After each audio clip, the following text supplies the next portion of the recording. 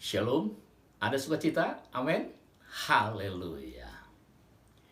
Bapak Ibu Saudara kasih dalam Tuhan, tema tahun 2021 adalah tahun hidup dengan iman positif. Hidup dengan iman positif. Dan subtema hari ini, belajar dari Rahab. Belajar dari Rahab. Mari kita baca Ibrani pasal 11 ayat 30 dan 31. Ibrani pasal 11 ayat 30 dan 31. Demikian firman Tuhan. Karena iman, maka runtuhlah tembok-tembok Yeriko setelah kota itu dikelilingi 7 hari lamanya.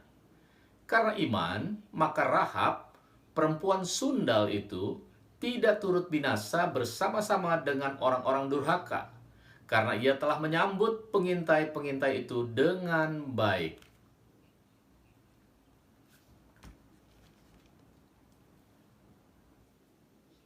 Saudara, jika kita membaca kitab Yosua pasal 2 dan pasal 6, maka ada dua tokoh utama dalam pasal-pasal itu, yaitu Rahab dan kedua mata-mata Israel.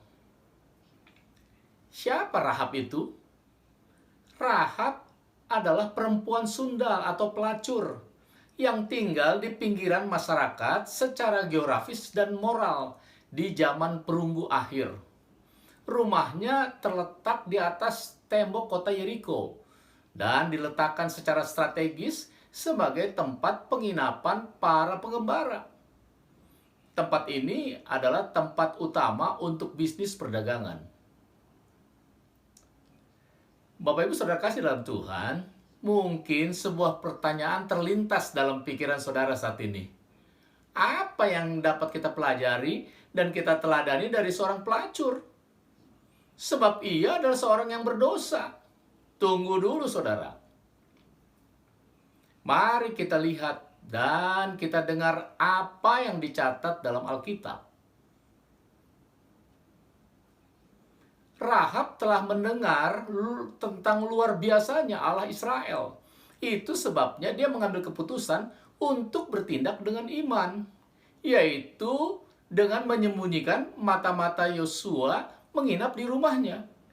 Mereka disembunyikan dari polisi kota Yeriko dengan cara ditutupi batang jerami di atas soto. Rahab menyadari bahwa ia menghadapi resiko dibunuh jika tertangkap oleh petugas-petugas yang berwenang atas tindakannya itu. Akan tetapi, Rahab tahu dibutuhkan langkah iman untuk keluar dari keadaan sulitnya saat itu. Dia tidak mau ikut binasa dengan seisi Yeriko. Dia tahu bahwa jika ia tidak melakukan apa-apa, maka ia akan binasa. Dia membuat keputusan secara sadar untuk melangkah dengan iman akan apa yang didengarnya tentang Allah. Kehebatan kuasa Allah Israel membuatnya yakin Yeriko pasti jatuh ke tangan umat Allah. Lalu ia menyusun jejak palsu untuk polisi dan dia membuat perjanjian dengan mata-mata Yosua itu. Dia meminta perlindungan bagi dia sendiri dan keluarganya. Rahab memudahkan pelarian mata-mata itu dengan menurunkan mereka melalui jendela pada tembok kota dan memberitahukan kepada mereka jalan untuk mereka tempuh. Ketika Yeriko jatuh, hanya Rahab dan keluarganya yang selamat. Dan di kemudian hari, mereka menjadi warga Israel. Nah, saudara, ada pelajaran penting yang kita dapatkan dari Rahab, yaitu iman tanpa perbuatan adalah mati. Iman tanpa perbuatan adalah mati.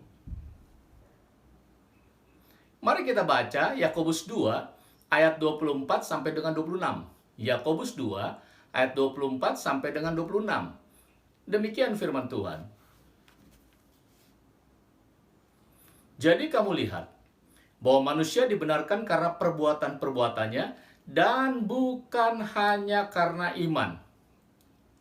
Dan bukankah demikian juga Rahab? Pelacur itu dibenarkan karena perbuatan-perbuatannya. Ketika ia menyembunyikan orang-orang yang disuruh itu di dalam rumahnya, lalu menolong mereka lolos melalui jalan yang lain. Sebab seperti tubuh tanpa roh adalah mati, demikian jugalah iman tanpa perbuatan-perbuatan adalah mati.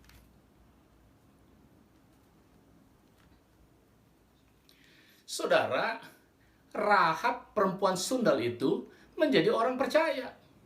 Bahkan Rahab adalah nenek moyang Yesus Kristus dan tertulis dalam silsilah Mesias dalam Matius pasal 1 ayat 1 sampai dengan 6. Ia adalah istri Salmon dan ibu Boas, nenek moyang Daud yang muncul dalam silsilah Yesus pada Matius pasal 1.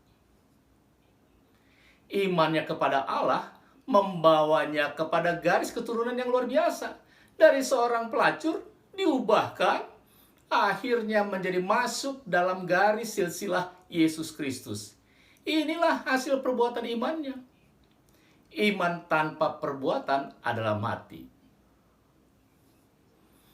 Bapak Ibu Saudara kasih dalam Tuhan, sebelum kita belajar lebih jauh lagi tentang Rahab yang nanti akan saya jelaskan di akhir khotbah ini, sekarang perhatikan baik-baik saudara. Di antara daftar orang-orang mulia yang terdiri dari orang-orang terhormat yang dicatat dalam Ibrani pasal 11, Paulus dengan berani mensejajarkan Rahab dengan para tokoh-tokoh iman tersebut. Dan saya telah khotbahkan dalam rekaman saya di YouTube beberapa tokoh di antara mereka seperti Nuh, Abraham, Yusuf, Musa, Yosua, dan yang lainnya. Saudara bisa mendengarkannya kembali khotbah-khotbah tersebut untuk belajar dari teladan iman mereka. Dan kali ini ada dua tokoh dari Ibrani pasal 11 itu yang juga akan saya jelaskan. Selain tokoh utama kita yaitu Rahab. Tokoh pertama Habel. Daftar tokoh-tokoh iman dalam Ibrani pasal 11 itu dimulai dengan Habel, orang pertama dan juga martir pertama dari semua anak Adam. Habel adalah orang yang hidup dengan iman, bahkan ia mati untuknya. Maka Habel menjadi teladan yang cocok untuk kita ikuti. Apa yang dilakukan Habel dengan imannya? Saudara, Allah membuka jalan baru bagi anak-anak manusia yang telah jatuh dalam dosa untuk kembali kepadanya dalam bentuk ibadah. Dan Habel adalah contoh pertama dari manusia yang sudah jatuh dalam dosa dan kembali beribadah kepada Allah dengan cara yang benar. Setelah kejatuhan manusia, Allah harus disembah melalui persembahan korban, yaitu cara ibadah yang membawa serta di dalamnya pengakuan dosa, tekad untuk meninggalkan dosa, dan pengakuan iman kepada seorang penebus. Perhatikan baik-baik, saudara. Sejak awal mula-mula manusia dalam beribadah, sudah ada perbedaan di antara penyembah Allah. Kain dan Habil bersaudara, mereka keduanya menjalankan ibadah kepada Allah, namun ada perbedaan besar di antara mereka. Habel adalah orang yang lurus, orang benar, orang yang betul-betul percaya kepada Allah. Sedangkan Kain hanya mementingkan tampilan luar, tidak memiliki pandangan sebuah anugerah yang istimewa. Hal ini terlihat dari pedoman hidup yang mereka pegang. Habel bertindak dalam kuasa iman, sedangkan Kain bertindak hanya berdasarkan kekuatan pendidikan atau hati nurani alami. Jadi terlihat jelas perbedaan. Dalam persembahan-persembahan mereka, Habel membawa korban perdamaian, mempersembahkan korban persembahan dari anak domba kambing sulung, mengakui dia sebagai orang berdosa yang pantas mati, dan mengharapkan belas kasihan dari korban agung. Tapi Kain hanya mempersembahkan persembahan pengakuan, sekedar ucapan syukur hasil tanah yang mungkin atau malah pasti dipersembahkan tanpa merasa diri sebagai seorang pendosa. Tidak ada pengakuan dosa. Tidak ada perhatian terhadap tebusan. Inilah kekurangan yang sangat mendasar pada korban Kain. Lalu apa yang diperoleh Habel dengan imannya? Tuhan mengindahkan Habel dan persembahannya itu. Di sini kita diberitahu bahwa dengan imannya Habel memperoleh kesaksian kepadanya bahwa ia benar, orang yang dibenarkan, dikuduskan, dan diterima. Jadi, biarlah saudara, teladan iman Habel ini dapat kita teladani. Amin. Tokoh kedua, orang tua Musa. Paulus memasukkan nama mereka dalam Ibrani pasal 11 saat membicarakan iman Musa. Saudara perhatikan tindakan iman daripada orang tua Musa. Mereka menyembunyikan Musa selama 3 bulan. Meskipun hanya ibu Musa yang disebutkan dalam sejarah, namun dari apa yang dikatakan di sini, tampaknya ayahnya pun tidak hanya menyetujui, tapi terlibat di dalamnya. Sungguh membahagiakan apabila pasangan sepenanggungan bekerja sama di dalam iman. Dan sebagai orang tua, mereka melakukan semua ini dalam kepedulian rohani bagi anak mereka, untuk menjaga anak mereka dari orang-orang jahat yang akan menghancurkan hidupnya. Perhatikanlah, Musa sudah dianiaya sejak dari awal dan terpaksa ia disembunyikan. Dalam hal ini, ia merupakan perlambang Yesus Kristus yang sejak lahir sudah dianiaya. Itu sebabnya orang tua Yesus melarikan Yesus ke Mesir untuk melindungi dia. Saudara, apa alasan orang tua Musa melakukan demikian? Tidak diragukan lagi, kasih sayang mereka yang sudah pasti menggerakkan hati mereka. Tetapi ada hal lain. Mereka melihat bahwa anak itu sangat elok, seperti digambarkan dalam Kisah Para Rasul pasal 7. Anak itu elok di mata Allah. Pada dirinya tampak ada sesuatu yang tidak biasa. Keindahan Tuhan berdiam di dalam dirinya sebagai pertanda bahwa ia dilahirkan untuk melakukan perkara-perkara besar. Betapa cemerlang dan termasurnya perbuatan-perbuatan yang harus dia lakukan untuk membebaskan Israel. Inilah yang membuat orang tua Musa tidak takut terhadap perintah raja.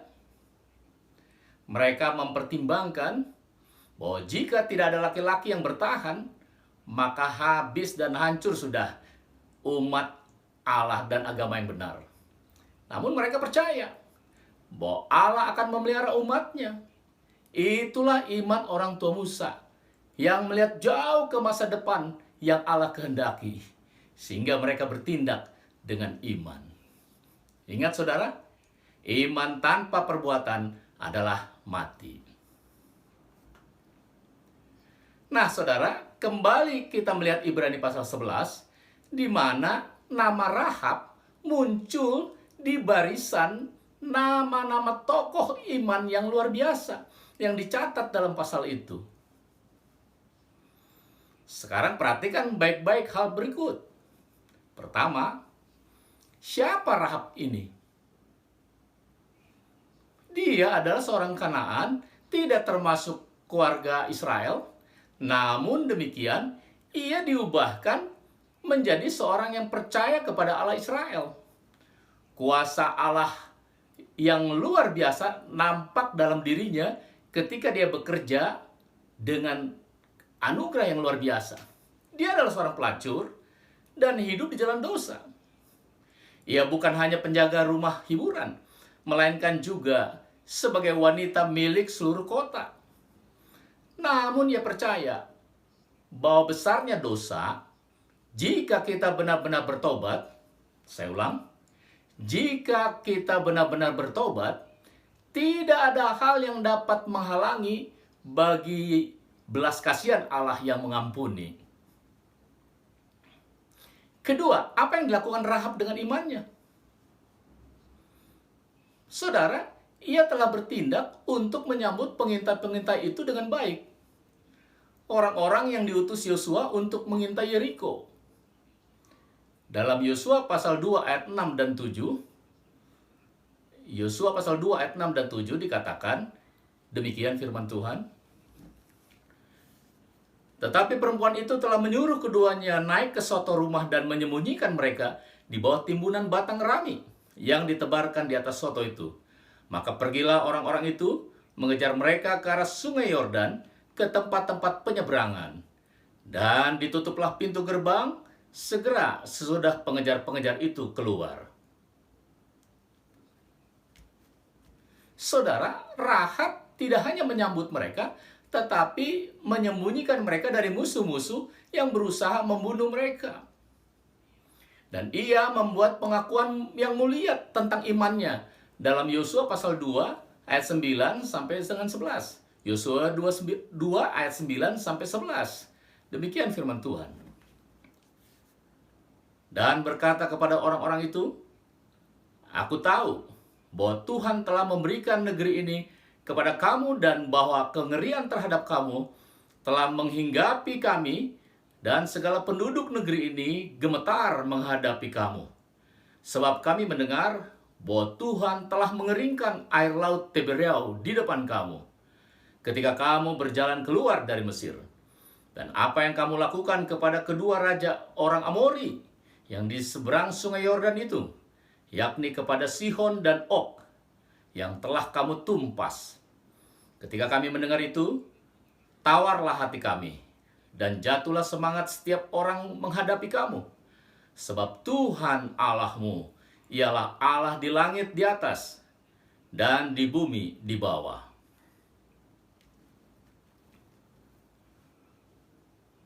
Kemudian apa yang dilakukan Rahab? Ia mengajak mereka untuk mengadakan perjanjian dengannya, agar mereka berbaik hati kepada dia dan kepada keluarganya, dan agar mereka memberikan tanda. Lalu tanda ini memang mereka berikan, yaitu tali dari benang kirmisi yang harus diikatkan di jendela. Jadi saudara, perhatikanlah hal-hal apa saja yang dilakukan Rahab sebagai tindakan imannya, sehingga ia selamat, juga keluarganya selamat.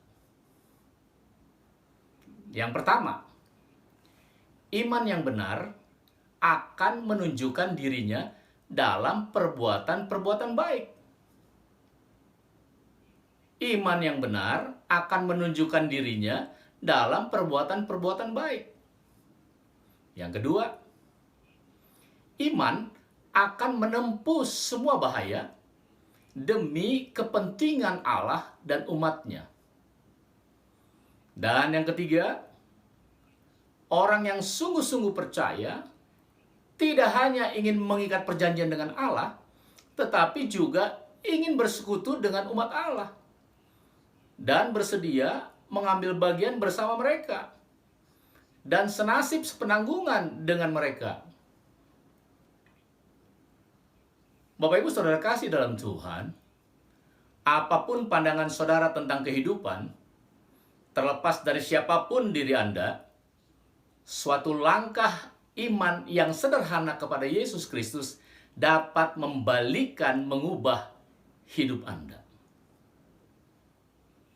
Dalam Ibrani pasal 11 tadi dikatakan, karena iman, maka Rahab perempuan sundal itu tidak turut binasa bersama-sama orang-orang durhaka, karena ia telah menyambut pengintai-pengintai itu dengan baik. Kehidupan Rahab diubahkan karena ia tahu iman kepada Allah yang dia percaya tanpa tindakan atau perbuatan adalah mati. Maka ia beriman dan bertindak. Kesimpulannya saudara, lewat kehidupan Rahab, kita mau belajar dan diingatkan bahwa iman tanpa perbuatan adalah mati. Saudara dan saya adalah orang-orang yang telah percaya dan beriman kepada Tuhan Yesus Kristus. Mari, hendaklah mulai sekarang, dalam kita menjalani hidup ini, kita tidak lagi hanya beriman kepada Tuhan Yesus, tetapi kita juga menjadi pelaku firman-Nya dengan tindakan-tindakan iman atau perbuatan-perbuatan iman. Dengan demikian, ada perbuatan yang nyata untuk membuktikan bahwa kita sungguh-sungguh beriman kepada Tuhan Yesus Kristus. Amin. Tuhan Yesus memberkati kita semua. Mari kita berdoa. Bapa di surga, terima kasih karena firman Tuhan kembali sudah hamba sampaikan, dan kami percaya Roh Kudus akan menjelaskan lebih dalam lagi ke dalam hati dan pikiran kami, sehingga kami mengerti akan kebenaran firman Tuhan. Terima kasih kalau saat ini kami sudah belajar dari seorang tokoh, yaitu Rahab, seorang pelacur yang kemudian bertobat, bahkan dipakai dengan luar biasa menjadi alat kemuliaan bagi nama Tuhan. Itu sebabnya Tuhan, mari kami mau belajar seperti Rahab, bahwa iman tanpa perbuatan adalah mati. Itu sebabnya kami sudah percaya kepadamu, Yesus, sebagai Tuhan dan Juru Selamat. Biarlah kehidupan kami sehari-hari kami tunjukkan dengan perbuatan-perbuatan iman, tindakan-tindakan iman, sebagai bukti bahwa kami sungguh-sungguh mengasihi dan percaya kepada Tuhan Yesus sebagai Tuhan dan Juru Selamat kami.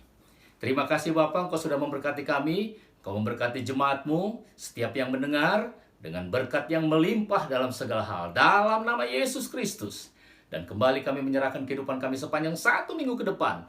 Bersama-Mu kami tampil sebagai pemenang-pemenang, dalam nama Tuhan Yesus Kristus. Tidak lupa kami berdoa buat bangsa negara tercinta Indonesia. Terima kasih Bapa, pemulihan terus terjadi. Tuhan, Kau berkati proses vaksinasi yang sedang berjalan. Biar berjalan dengan baik dalam nama Yesus, sehingga terjadi pemulihan terhadap krisis kesehatan, terhadap krisis ekonomi. Indonesia boleh kembali sejahtera. Dalam nama Tuhan Yesus, kami serahkan sepenuhnya ke tangan-Mu. Terima kasih buat pertolongan-Mu. Di dalam nama Tuhan Yesus, kami telah berdoa dan mengucap syukur. Haleluya. Amin. Amin. Amin. Amin.